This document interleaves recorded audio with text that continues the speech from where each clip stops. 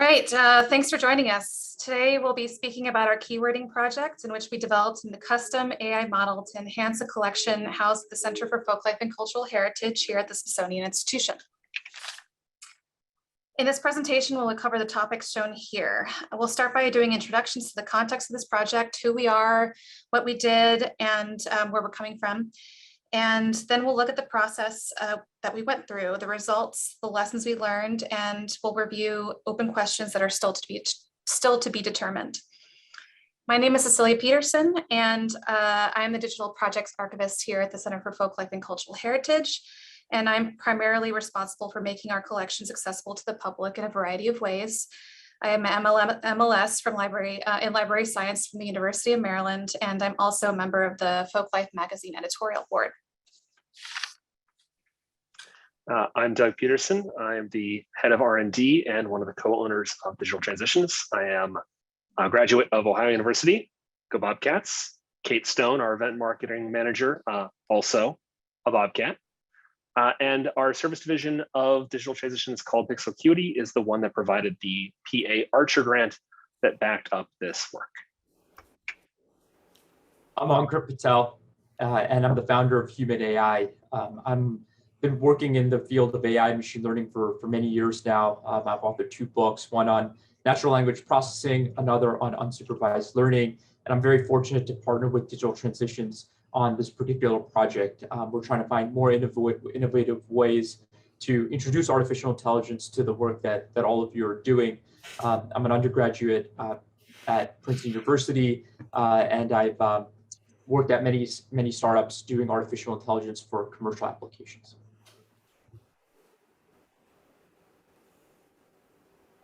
So the Ralph Rinzler Folklife Archives and Collections here at the Center for Folklife and Cultural Heritage, in addition to being a mouthful to say, is one of 19 units here at the institution. And our collection includes a heavy focus on cultural expression, and with materials that include world ethnic music traditions, early country music and bluegrass, blues, historical and spoken word recordings, sounds of science and nature, or oral history, occupational folklore, and family folklore.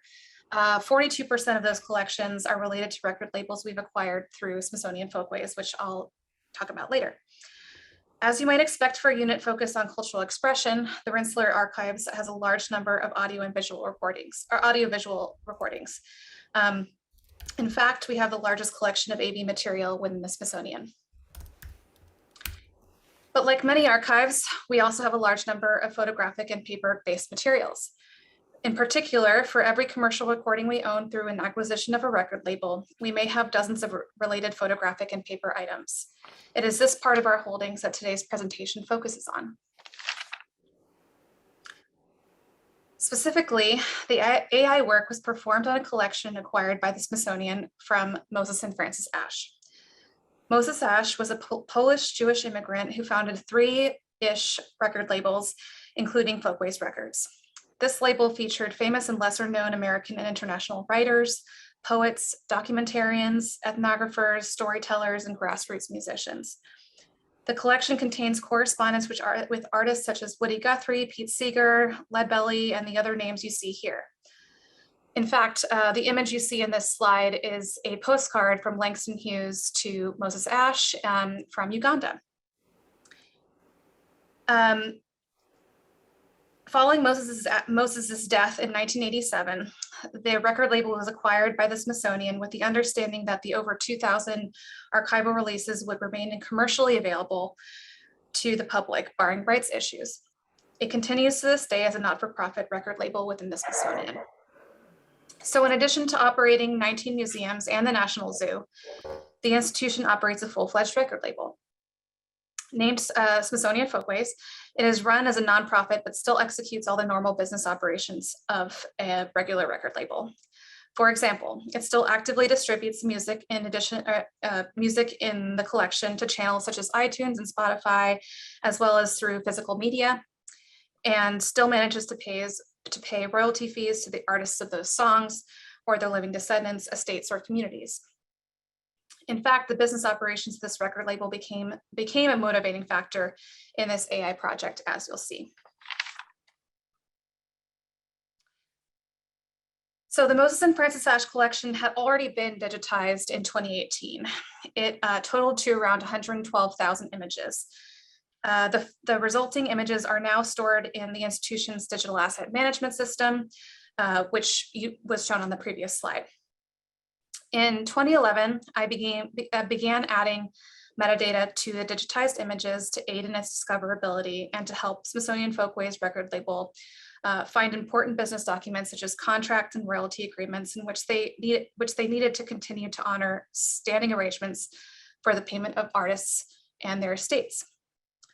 This process was incredibly time-consuming and laborious. After 2 years dedicated to a digitization project focused on this collection and with rotating intern assistants, I had digitized in-house and completed keywording of a bit less than a third of the collection and would not continue due to other priorities and funding. This slide shows the level of embedded descriptive metadata we were creating at the time. About 40% of my time during those 2 years was spent on this part of the project. Later, when we digitized the remaining 2/3 of the collection through a vendor, we decided on a minimal metadata model in the interest of making the images accessible, at least to staff, at a basic level more quickly. This means that 2/3 of the collection was left dark and undescribed at the item level. Researchers would be left to depend on the finding aid to the collection to get a general idea of where relevant items might be, just as they would if they were using the physical collection. Around this time, I saw that Pixel Acuity was funding a research grant into artificial intelligence for cultural heritage. And together with my colleagues in the archives, we applied on behalf of the CFCH, which is where Doug and Ankur enter the story. So the Archer grant proposals were reviewed in late September 2020. We relied on a board comprising of several members of the community. Here you see Todd Swanson, Bethany Davis, Luciano Johnson from their respective institutions as listed, as well as Eric Philcox, the CEO of Pixel Acuity, and Ankur, who's joining us, of course, today in the presentation, and myself. Reviewing these grants, we looked at a variety of different elements of the grants that would lead us to believe they were broadly applicable to the community, that the AI could actually solve the task that they wanted it to solve, and that the scale of the task to be performed was relevant to the use of AI. So for example, a small sample set of files is not enough to justify the development of an AI model for just, say, 100 or 1,000 files. So for my part here, I'm going to go through a sort of 10,000-foot view of the timeline of this overall process to give you a sense of what it means to do a project like this from start to finish. The first step, as it is with most projects, is some form of discussion and planning. We met together, in this case virtually, of course, in order to discuss all the vision, all the ideas that we had that we could potentially do in this project. Cecilia had proposed in the submission to the grant, or the grant proposal, had proposed a couple different options. The first was intra-collection linking. That is, trying to find ways for AI to automatically propose connections between elements of the collection. So connections within the collection. For example, correspondence sent from Moses to Woody Guthrie might be automatically linked to the response correspondence, the response or the reply letter that was sent back to Woody. Or perhaps an early version of a lyric might be recognized as being similar enough to a final lyric somewhere else in the collection that the initial handwritten scribed note on, for example, a cocktail napkin could be automatically linked to a final lyric without a human having to be involved in the original proposal of that connection. The second kind of AI concept Cecilia had was ethnographic identification. That is, in layperson's terms, sort of what community or group the items related to. It is part of the core mission of the Smithsonian and the CFCH to connect communities to parts of the collection that they have that relate to those communities. And so identifying automatically which parts of the collection belong or are associated with which ethnographic groups or communities is part of what was the idea there. Material type categorization is a basic level of metadata that is often helpful as an original filter or original search or browsing tool. That is this a letter or is this a picture, for example? And with 2/3 of the collection lacking any item level description, even a very basic categorization like that could be potentially helpful. The fourth proposed goal here was entity extraction. That is the automatic flagging of specific words or numbers as being specific proper names or dates or places, a name of a song, for example, those sorts of entities to be highlighted so you could search against them more easily compared to the same words that are not in the context, meaning that specific entity. So in order to look into these potential options, we had to first get a concept of what was in the collection and what existing metadata there was. Keep in mind, Cecilia had been sort of elbow deep in this collection for years. We were just coming to it for the very first time. So we needed to get some concept of what was in the collection. To do that, we needed to get a whole bunch of data from the Smithsonian. And by data, I mean terabytes of data.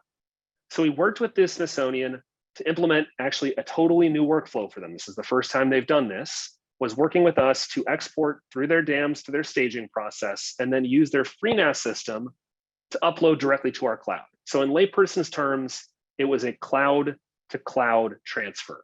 We didn't do hard drives. We didn't do an FTP server. We didn't bring down to a local computer and then upload to a different place. It went straight from their cloud to our cloud. And this was interesting enough to the Smithsonian, interesting enough to us, that I, along with Asher Akhtar and Isabel Meyer, did a presentation at the most recent ISNT archiving conference on the topic here. In fact, a 3-hour short course on the process that we decided on, as well as going through the pros and cons of a couple other methods we tested before we arrived on the cloud-to-cloud transfer. If you're interested in that course, we'll post a link in the chat to the archiving registration page where you can watch it on their website after paying for essentially registering for the short course post hoc. That is normally going away at the end of basically now, but we've asked them to extend that to the end of October in case anybody at this particular conference wanted to watch that multi-hour presentation. So back to the timeline. We needed to familiarize ourselves with this collection. We looked through the images, we looked through the metadata, and looking through them meant both visually, and I wrote some custom code, and we used various access software like Capture One and Bridge, and quickly found that of the third of the collection that had been annotated and did have metadata, that the material type was almost always present.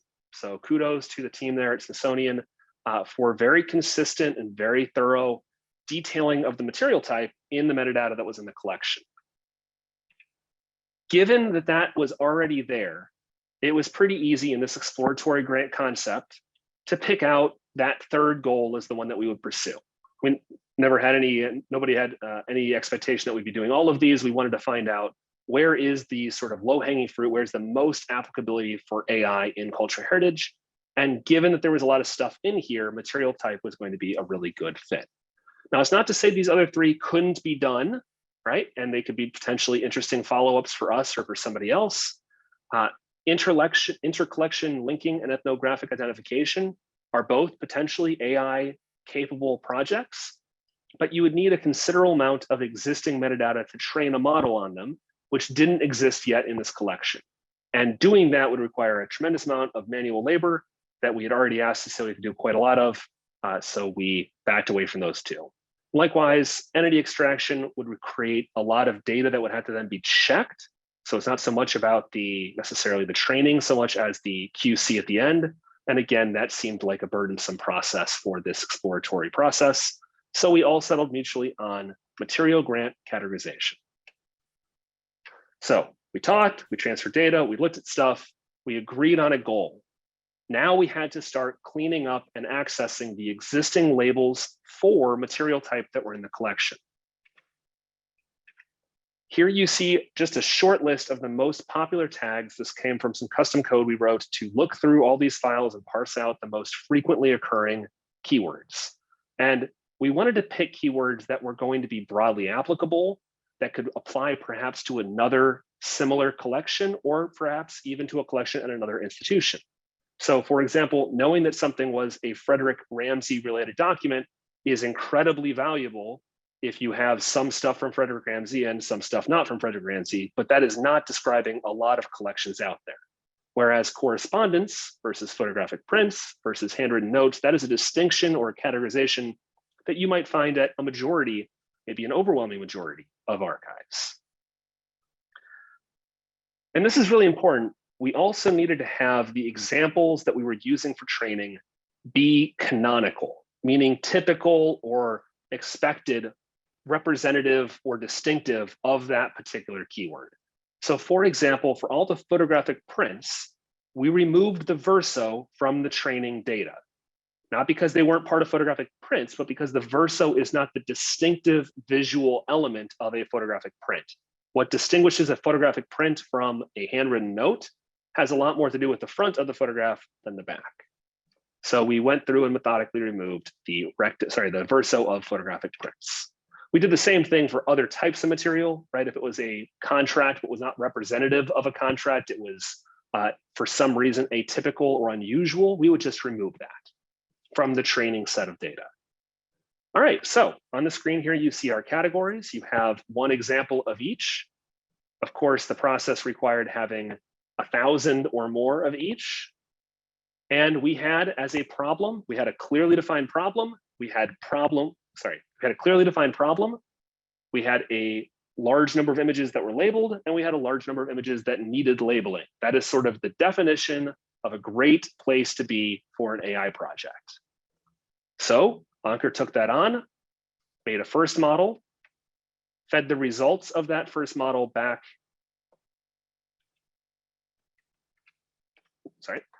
Fed that set of from the, let me just back up here for a second. Ankur took those labels and generated a first pass in a model, made predictions on a set of images, and took the results, those predicted labels, and gave them back to Cecilia for QC. Taking that refinement, we made a final model, and that process wrapped up very recently and is now actually, I think we can safely say that that is October instead of September, so very roughly 1 year end to end. Part of that is from institutional delays. For example, the data transfer was delayed by the fact the Smithsonian was undergoing a very large transition, completely changing over the system that they were using for their dams storage. So that delayed data transfer, and each of us had various projects that delayed our parts of it at various points. So it's not that it was 1 year's worth of continuous work, but the timeline for the project was about 1 year, which I think, frankly, looking back at it, is about what I would advise somebody if they're doing a project of this size. Maybe a little faster, but certainly not a lot faster. So with that timeline given, I'm going to hand it over to Ankur to take a look at that last part of the process. Of course, the interesting part, the creation of the model and how good it was. Thank you, Doug.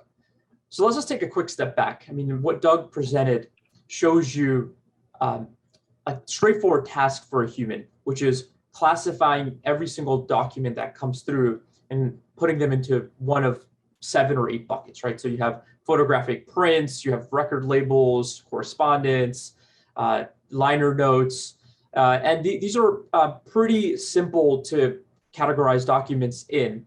But you do need labels. You do need to train an artificial intelligence model on what are the right documents within each class. And really, there are 2 ways to do it. One, you can actually take the text that's on the document, process the actual text, so the text that's OCR'd, that's digitized, and use that to then do the categorization. So for example, if you see something that starts with dear or to whom or to whom it may concern, right? So like certain cues that indicate that it's a letter or correspondence, that is a strong cue that it's probably not a record label. So that's one way of processing or helping a machine process these documents.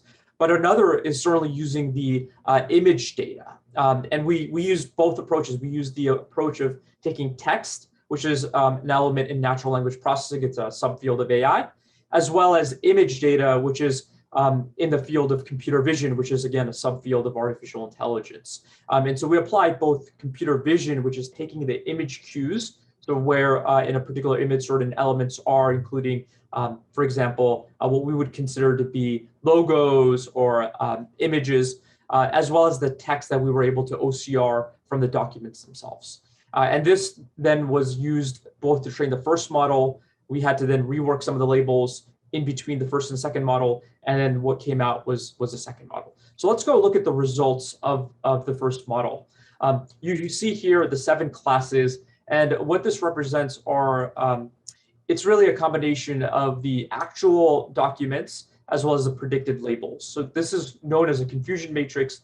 The rows are the actual labels. So for example, the second row, correspondence, you can see that the 11 plus 2205 plus 11 plus 43, those are all correspondence. Those are actual labeled documents that are correspondence. And the model's predictions are the items in the columns. So for example, the highlighted box here, you can see that the model and the actual label were both correspondence. So 2,205 of the correspondence was predicted successfully by the model. And so you can see that green box. Now the model didn't always get the results right. So you can see here in the red box that 43 of the true correspondence, so documents that were truly correspondence, the model in error predicted them as liner notes. And you could see the confusion here. So a model is more likely to confuse correspondence and liner notes because they have similar elements than, for example, correspondence and record labels, which the model did not predict of any of the correspondence in the data set. And then on the whole, the model was really, really successful. So we had a 3% error rate, which are false negatives. So of the correspondence that was in the data set, the model in error predicted 11 of them as contracts, 11 of them as handwritten notes, 43 of them as liner notes, which were the second most common class that the model predicted for correspondence, and then photographic prints and promo material. So this is still a very successful result, but 3% were incorrectly predicted. And then the model also had some false positives. So the model thought that some documents were correspondence when in fact they weren't. So for example, in the first box here, 21, these were actual contracts, but the model predicted them as correspondence. So again, you can see that the two documents are similar in nature, contracts and correspondence, because they have a similar text component. They have a similar format for the most part. One might have financial details, which might make it a contract, but they do have other elements in common. For example, just the narrative in the document. So 21 of these were incorrectly predicted as correspondence when in fact they were contracts, and you can see the rest. So 25 were predicted as correspondence, but they were handwritten notes. So this was another 4% error rate, but these were in the false positive category. But on the whole, the model did very, very well.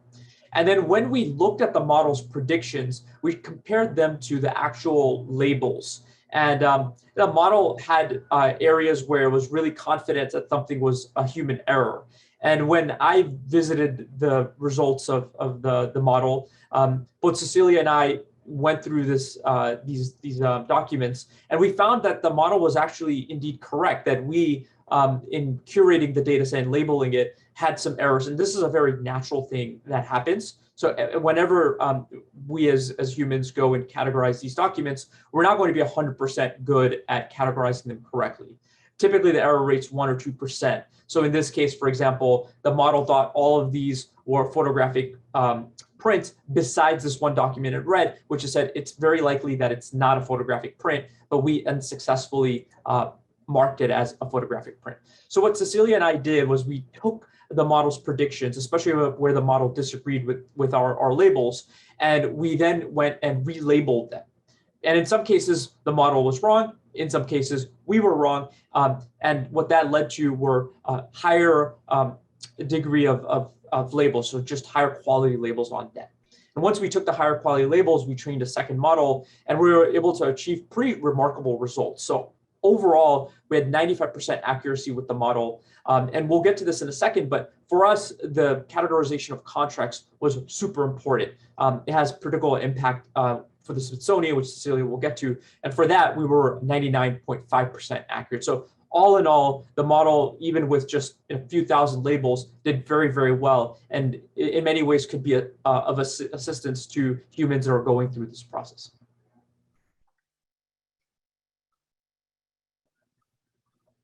So what lessons did we take away from this project? First was the ambiguity and overlap between some of the terms we selected. For example, our labels include both handwritten note and correspondence. It was my feeling that it was valuable to draw a distinction between these two types of writing. A researcher might be able to more quickly find relevant material by filtering or sorting by one or the other. For example, handwritten notes were often jotted down in preparation for a phone or in-person meeting and give you a sense of the private thoughts of the author, whereas correspondence is written knowing it will be read. However, these two labels are not clear-cut distinctions, particularly visually. On the left, you'll see a pretty clear example of a handwritten note. It seems to be in preparation for a phone or in-person meeting, or perhaps in preparation for writing a more detailed letter.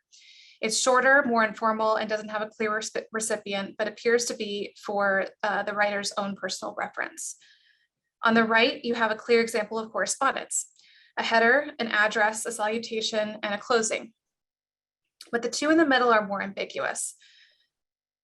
The top is a note that was affixed to correspondence. The bottom is written to someone specific, but is short, less formal, and shares much in common with the note.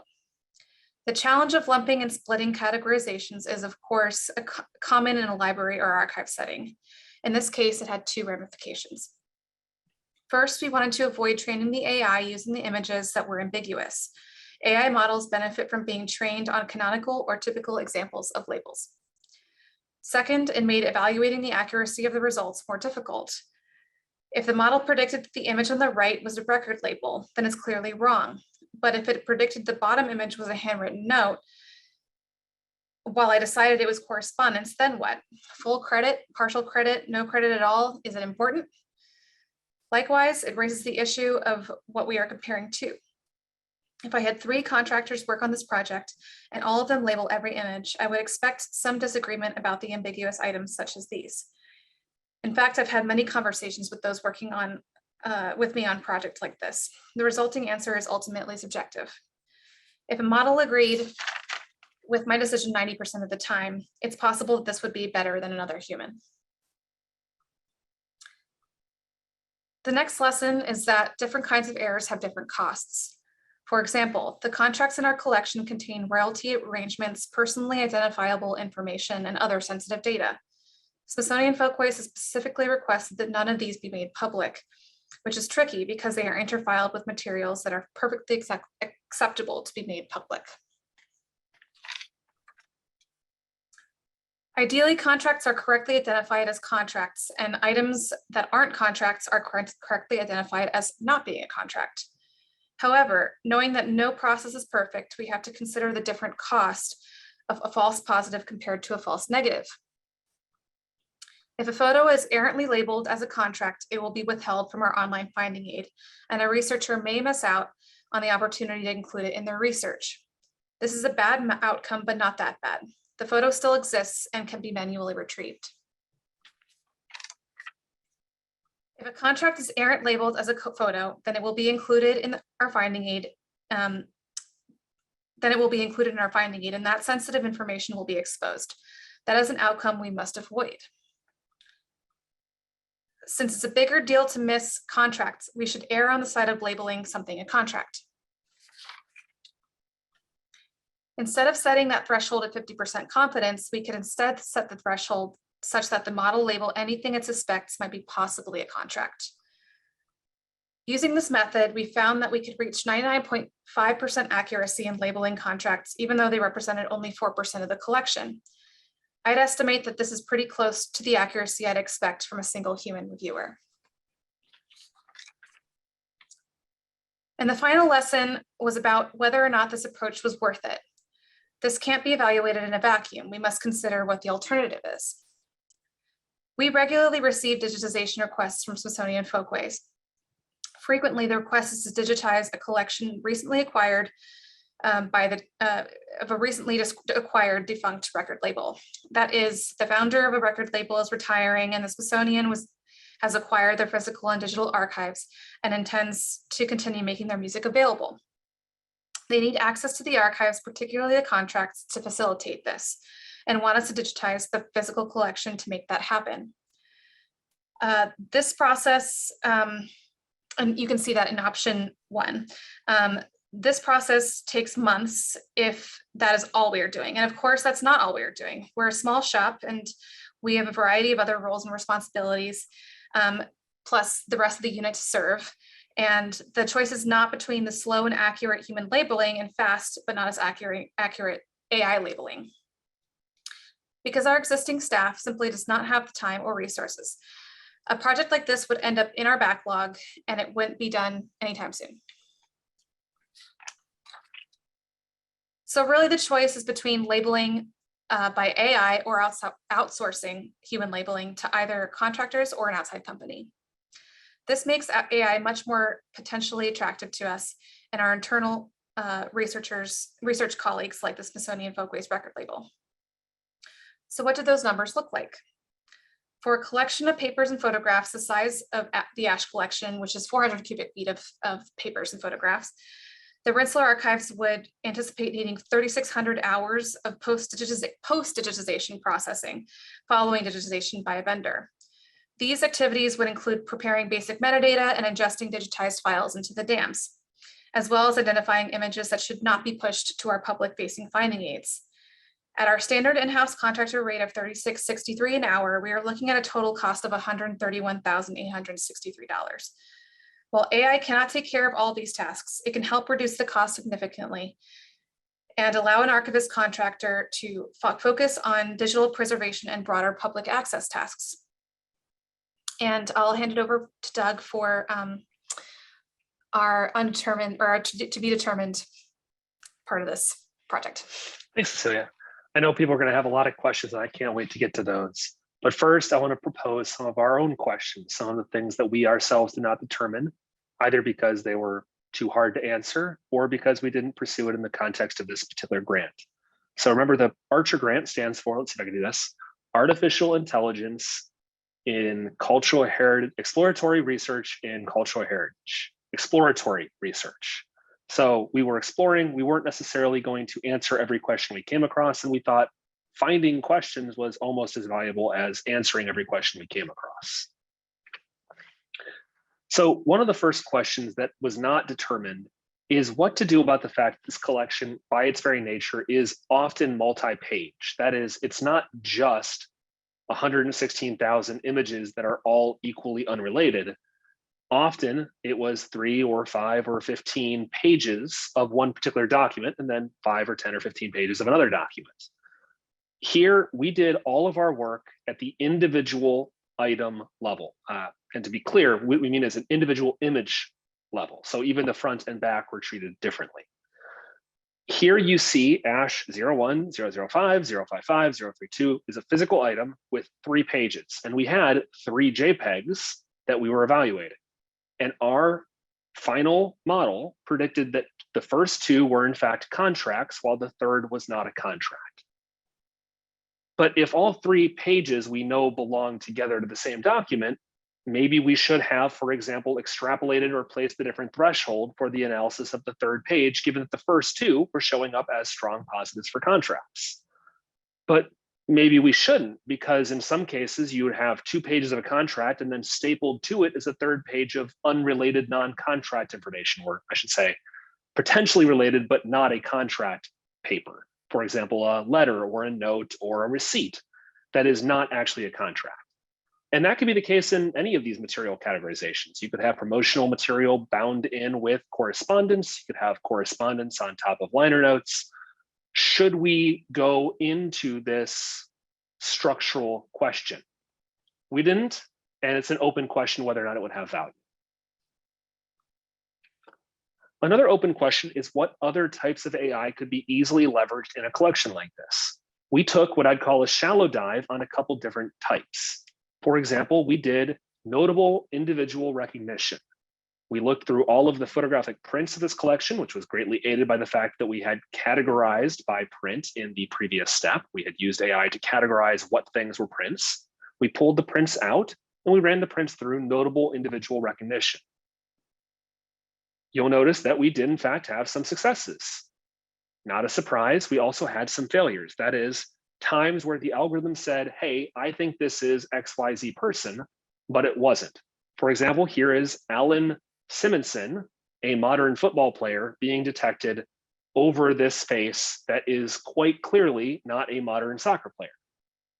Now, we had done some previous work on behalf of the Estonian National Archives that presented earlier today on contextual analysis of the image compared to the person being detected. That is the location, the job, and the date of that notable individual and how it relates to the person, the collection date, the likely range of the collection, the date of the object if the date of the object is known, and then the age of the person as detected in the photo. So if somebody is detected as being 50 years old in 1950, if that is the analysis, but the picture was taken in 2005, then we would know that that's not a correct match, and sort of vice versa on newer people being detected in older collections. And there's a lot of bias in these algorithms towards modern collections. There's other biases that are also worth discussing. It's not necessarily that these databases of notable individuals are representative of every community, or every place, of every era, or of all genders, right? So knowing that, we can use these contextual clues to try to help decrease the number of false positives. We won't find anybody new, but we'll find people who we thought we found that were not correct. And doing that for this collection, again, in a shallow dive sense, we did find that most of the false positives could be eliminated by context. The only person detected in this sample that were misidentified by the algorithm and could not be negated by contextual analysis was Kirsten Flagstad, who was the right kind of person in the right kind of place, the right kind of time, given what we knew about the collection. But it wasn't Kirsten Flagstad. We also took a shallow dive into landmark detection, the use of notable physical locations and analyzing whether or not photos contained them. So here on the left, you see an item from the collection.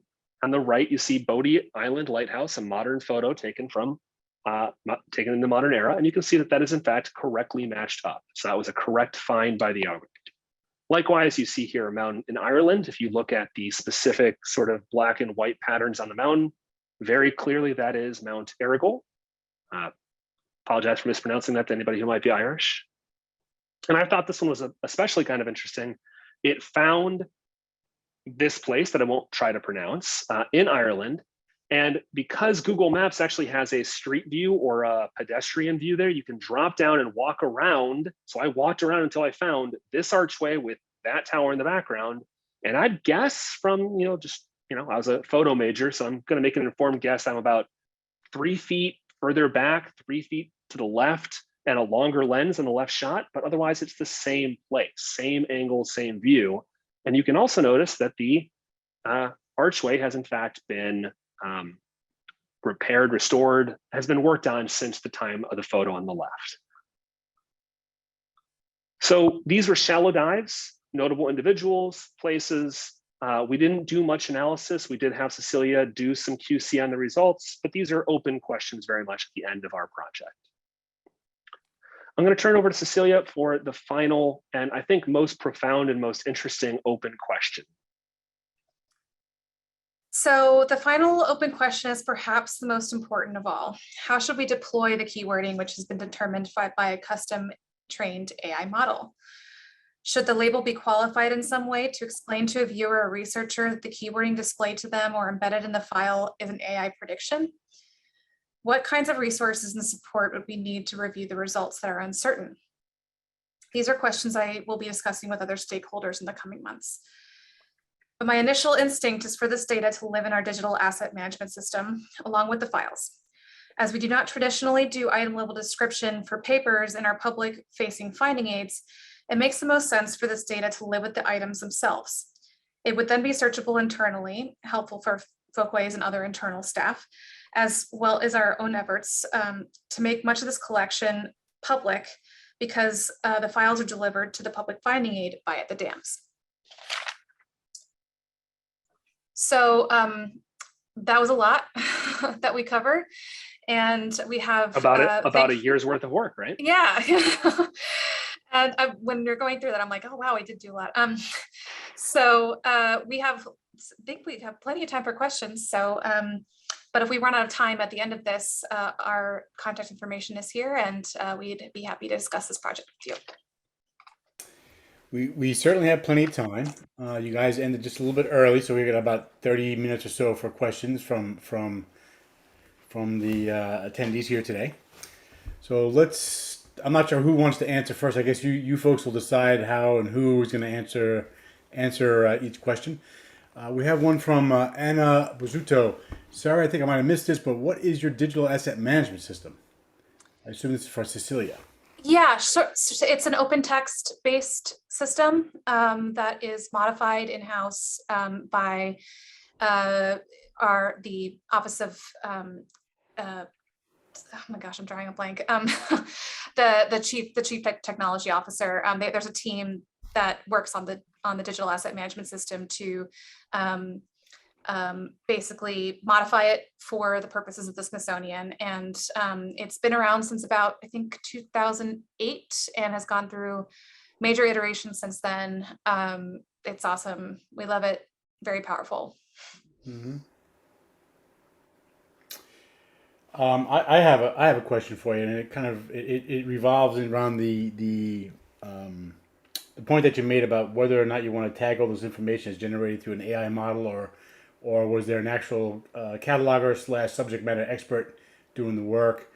Have you posed these questions to researchers, what their feeling is about that designation? No, in short, I have not spoken to researchers about this yet, mostly because I'm not sure where this information is going to go, if it's just going to be internal for the purposes of dam searching, or if it will eventually go into our finding aid. So these are questions I need to discuss with my colleagues and probably with other archivists in the institution. Mm-hmm. This is very new kind of work at the Smithsonian. As far as I can tell, very few people are doing it. There is an office or a part of the Office of the Chief Information Officer that is working on AI projects, but it's a lot of natural history based projects. So not, as far as I know, no cultural heritage based materials yet. So it's all very new. So a second part to that question, presently in your present mode of operation, do you, when you put together your finding aids and descriptions of your material, do you put the person who actually put the catalog information into your record, or is that just left blank? So we do that for the finding aid authors. So the finding aid alone is just text. It's just descriptions, folder level, essentially descriptions of the collection. And there's usually multiple authors in our unit, just because we're very small and we often get lots of help to write our finding aids. So we have all the names, all the people that worked on a finding aid listed on the top level. But as far as the people who created the metadata embedded in an image that would really be visible, mostly just in the dams, we do not record that information. It changes so often. We don't really use it. So, but this would be probably an opportunity to start doing that, in particular for AI produced. Yeah, I would assume so. It makes sense to say, I mean, your researchers may want to know if this is done by an AI model versus a human being, but then again, it raises that question, well, was the human being doing this qualified to do the work or not? Yeah. And humans do make mistakes as well. And at a deeper level, if it's desirable to note that it was AI is a very general umbrella, right? It's like saying a person did it or a computer did it. Maybe the specific model, maybe the version of the model, maybe some link to where the model could be analyzed for posterity. There's a lot of complications there that go beyond just saying AI. I mean, we talked to Cecilia about this problem in the context that outside of AI, but just sort of the ambiguity of an answer in metadata is often qualified in some way. Can you speak, for example, on date ranges, Cecilia, how you might qualify different kinds of dates? Yeah, so if we don't, if something isn't dated specifically or in an outright manner, then we would have to indicate some sort of uncertainty with that date. And usually we indicate that by literally a question mark in brackets. And that means that the archivists are putting their best guess based on context cues about when this might have been written. But it's not certain. And then of course, like when you have a date range, you're using terms like circa to indicate the maybe not the inexactness of a date range. So I think also it's important to bring up this stakes of the type of AI metadata that you're doing. Like if we're talking, if we had chosen to tackle the ethnographic group project, the stakes would have been much higher. That would be super valuable information if it was accurate for us. It also could go really wrong and require a lot more thinking about how to present that kind of information to people, to the public. It smells like it could be a political issue if it's not done. Absolutely. Yeah. Object classification sounds like a pretty basic level characterization, so it's a little safer. And to Doug's point too, I could see maybe if you're going to indicate to the researcher or to whoever's looking at the information that it is AI developed, I guess you could also say who helped teach the AI model, right? Because you're there as the person saying, okay, this is this thing, this is that thing, this is how we classify it. So it has to learn it from somewhere, and who has the authority to kind of make these decisions, I assume. I have a cutesy note, and then I have a very serious question for Ankur. The cutesy note is, didn't Elon Musk name his kid with a series of symbols, one of which was meant to stand in for artificial intelligence, like the A, That's right, E, but it's a single character. So maybe we could keep it succinct. It would just be a single character to denote that it was artificial intelligence. Oh, instead of like the copyright symbol, be like the AI symbol? Yeah. But a more serious question to Ankur, there are serious ramifications to various AI models in commercial applications, right? These are the algorithms that are going to teach our cars how to drive. They're the ones that detect fraud in credit card transactions. They're the ones that detect faces on Facebook. Is there any standard that we could borrow or learn from the commercial world about how to annotate or describe or disclose that something was done by AI, and which model, by whom, when, and what version, that sort of detail? Is there any standard or good practice that you could inform us from the commercial world?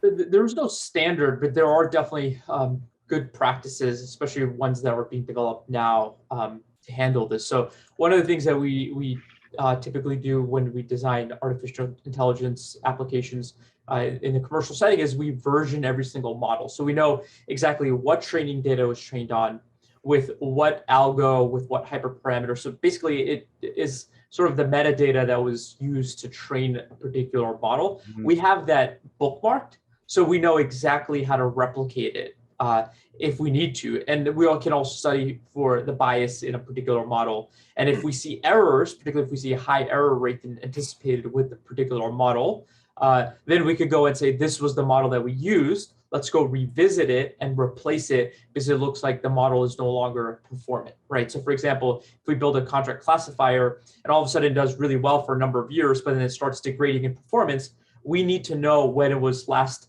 retrained, on what training data did we retrain it on, and then how do we update it so that it actually is, continues to remain performant well into the future. Interesting. So we have a few questions that popped in, and this first one's a little bit tough to answer. Doug, I'm going to let you handle this one probably. How much did it cost to get the AI model created? And I guess that's kind of a sweat equity question. And then also the other assumption is, I guess the model is still being developed, so you have to so it's a really great question. So I think there's two things to understand. One is, in the context of this presentation, we funded this as sweat equity. So Ankur and DT and Pixel Acuity and also very much so Smithsonian put in time and effort without any monetary charges going back and forth. And that included covering various costs like the storage costs of the cloud and running the computational algorithm stuff, none of which is extraordinarily expensive, but it's not, not nothing. It's mostly time, right? And this is where I think as a community, in the coming couple of years, we really need to come together as a community, because developing a model is time consuming and therefore expensive. It's expensive in the computation, but more importantly in gathering the right data, making sure that data is clean, correct, canonical, relevant, and formatted correctly, doing the model, doing the QC, applying it to a new, totally different collection to see how it does. That's all time consuming. Running it on another example of a collection that is reasonably similar is not, right? So if as a community we can come together, and essentially pool our time together. If the Smithsonian can help train on X, Y, and Z type of material, and the Library of Congress can help train on ABC kind of material, and we can work with the University of Hawaii on this kind of material, and the University of Alaska on that kind of material, and come up with one model that spans just a huge range of institutions and capture devices and material types, we could have one model that works really well for a whole lot of other institutions, and then the 7th state university archive that wants to use it will find that it just kind of works, right? And it's never going to be perfect. A human's not going to be perfect, but it could be that it works really, really well. And that is, in effect, what happens in the commercial world with commercial models for commercial applications like OCR, for example. But nobody's doing that in the commercial world, I guess, other than us, in the cultural heritage context, where we're not trying to determine dog versus pony, or left turn versus right turn, or this is a picture of me at my birthday or not. We're trying to make determinations of things like provenance or material type, or that sort of metadata. So it's a long-winded answer. Nothing for this one, quite a lot for any individual institution, but not a lot if we can diffuse that over multiple organizations working together, working as a consortium, working as partners of each other and partners of us. We could actually do something, I think, that's very cost effective. Ankur, again, from the commercial world, what is your experience on scalability and deployment of large scale models across different kinds of users? I think, Doug, you're spot on.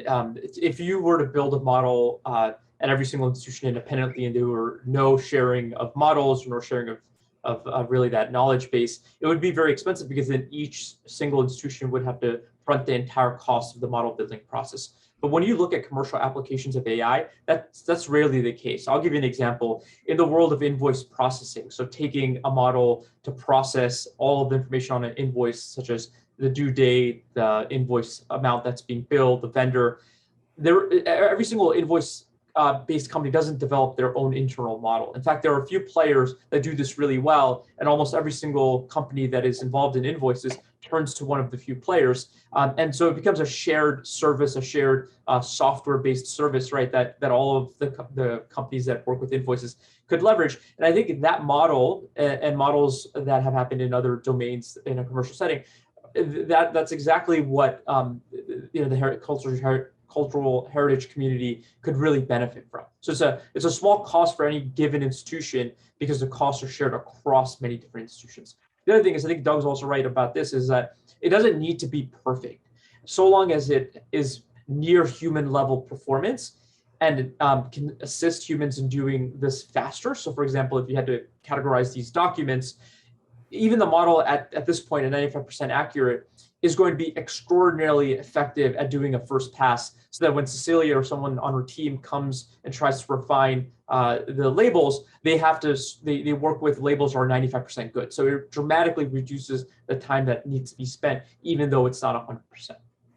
Yeah, and that's one of the reasons why categorization of material type was the goal that we picked for this particular grant and this particular project, because we thought it was pretty broadly applicable, right? We talked about how some of these other goals are potentially very valuable, but they're more collection specific, they're more labor intensive to set up, and they're not necessarily as broadly applicable, right? Ethnographic identification trained on this collection would probably do a pretty good job of identifying stylistic music with the collection, the community that is associated with.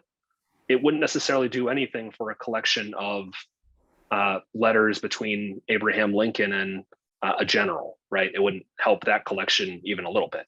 Whereas material type classification can help with, I think, quite a lot of archives and institutions. So we're definitely interested in taking this forward and broadening this out and finding more partners at some point in a commercial sense. But at least right now, we're really looking to explore and find where this value is and where the plausibility is, and to make sure that it's actually usable at the end of the process. Mm-hmm.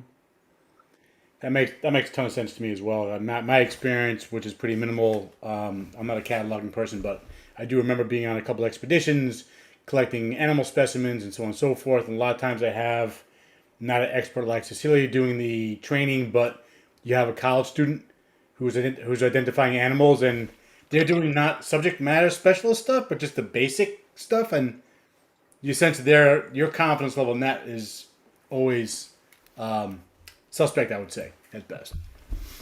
So I have a question for Cecilia. Can you share how your team embedded descriptive metadata in the images? Was it part of this project, or was this done as a separate mode of operation for your team? So for all of our digitized and born digital materials in our unit, we have been using Adobe Bridge for years to embed IPTC fields in both images and video, actually. For video, it takes a little bit longer because it takes forever to load, but Bridge is great, it's free, and our DAMS extracts those fields and displays them in the database, so that makes them searchable. So we do that on an ongoing basis for everything, even if it's just basic copyright statements, the source, basic fields that aren't necessarily item level. We do that all through Bridge, and we do it so continuously. Is there a controlled vocabulary for that, or spell correction for that, or is it all manual? We create templates, usually based on the project. So like a collection might have a template that has a set of metadata that is applicable to that entire collection. And then we usually create, again, based on the project or the collection, a vocabulary that is an amalgamation of various standard vocabularies. So it could be the ethnographic thesaurus, art and architecture thesaurus, subject headings, Library of Congress subject headings, depending on who has what we believe the best term for a specific topic that is found in that collection. And we agree that this is the word we're going to use for this thing when you find it in an image, and we share that set of vocabulary between everybody working on that collection. Mm-hmm. And we all import that into our version of Bridge, and you just check off the keywords. This is like when we talk about item level metadata, we're talking about really keywords just to make it more searchable. We can't do headings like or like captions for every photograph that we ingest, but we can do searchable keywords. So custom vocabularies for every project. Mm-hmm. It's a pretty manual process. Yeah, it is.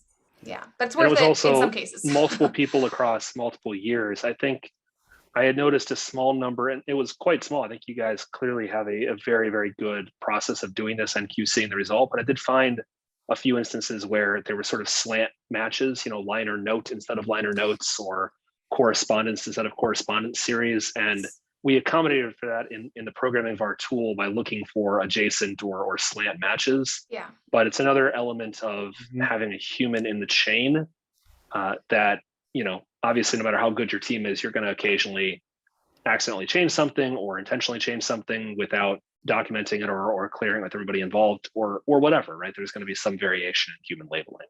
Right. And I have to say that when we were doing the labeling for this collection, it was years ago. And this was like, we had never really done it at this scale before, this kind of keywording or description. And I didn't have the practices that I have right now, to be honest, about creating a special vocabulary for a project.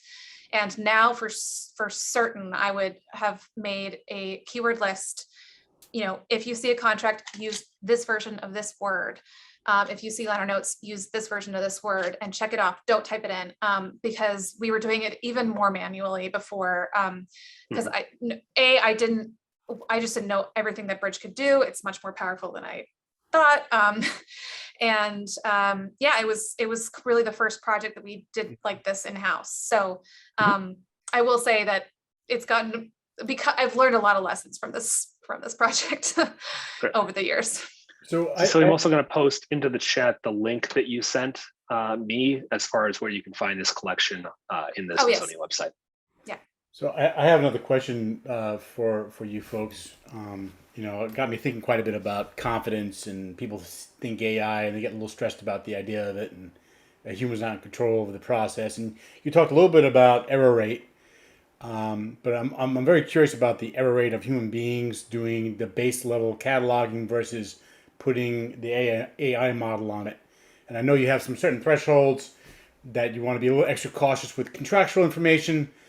But in general, you know, you have a human being there sitting there, you know, typing this stuff in by hand or pulling it from a template versus this machine. What is, so you guys are coming up with like 94 to 99% accuracy. And if you put a human being on the same job for say 10,000 items on AI and then 10,000 items, you have a human being doing that work for object classification, what do you think where does that fall? I think that's for you, Cecilia.